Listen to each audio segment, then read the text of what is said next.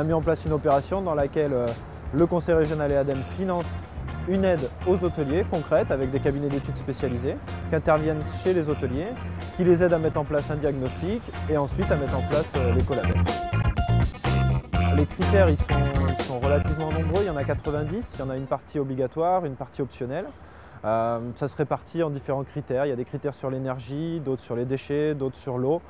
Ça peut être par exemple 50% de la consommation de l'hôtel qui doit être d'origine d'énergie renouvelable. Donc ça veut dire acheter des certificats verts ou poser des panneaux solaires par exemple. Après il y a une politique sur le déchet, il y a une politique d'information aussi très importante au niveau de la clientèle et au niveau du personnel. Il y a tout un tas de critères en fait que la filière hôtellerie-restauration depuis de nombreuses années travaille sur l'environnement. On avait déjà il y a quelques années en Aquitaine fait un guide, un éco-guide pour aider les professionnels de l'hôtellerie à gérer de manière plus durable leur établissement.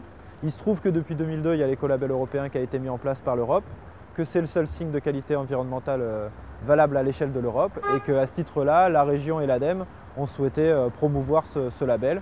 Ils ont fait appel à nous en tant que relais auprès de la filière pour mettre en place ça auprès des hôtels.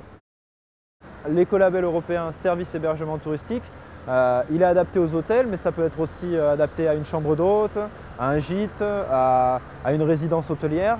Après, on a un référentiel spécifique pour tout ce qui est hôtellerie de plein air, donc c'est-à-dire camping. Et alors pourquoi les hôtels? Parce que c'est la partie du tourisme en Aquitaine qui est fondamentale. L'hôtellerie-restauration, c'est la première filière au niveau économique. L'équipe des salariés, aussi bien que le patron de l'hôtel, lorsqu'il décide de s'engager sur l'écolabel, tout le monde est obligé d'être impliqué.